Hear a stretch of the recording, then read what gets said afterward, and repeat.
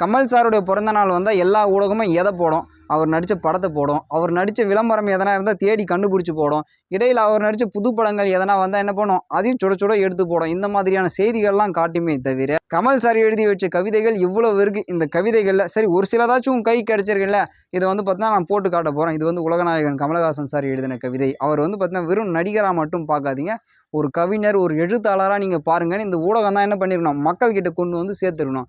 ஆனால் இவங்க என்ன பண்ணாங்கன்னா, கமல் சார் நடித்த படங்கள் ரொம்ப ரொமான்டிக்காக இருக்கணும். சில சீன்லாம் ரொம்ப நல்லா நடிச்சிருப்பாரு. இப்படி தான் எடுத்துகிட்டு சேர்த்தாங்களே தவிர, அவர் ஒரு எழுத்தாளர், கவிஞன், இலக்கியவாதி, ஒரு அரசியல் தலைவர்னு ஊடகம் பார்த்தா மக்கள் கிட்ட கொண்டு சேர்க்கல. அந்த வேலையை தான் இப்போ நான் செஞ்சிட்ருக்கேன். ஏன்னா நம்ம ஊடகத்துக்கு இதெல்லாம் தெரியாது. கேப்டன் விஜயகாந்த் உயிரோடு இருக்கும்போது என்ன பண்ணாங்கன்னு கேட்டால், குடிகாரன் அவரை பற்றி வதந்தியை மட்டும் பரப்பி விட்டாங்க. அதேமாதிரி உலகநாயகன் இருக்கிற வரையில் என்ன பண்ணாங்க?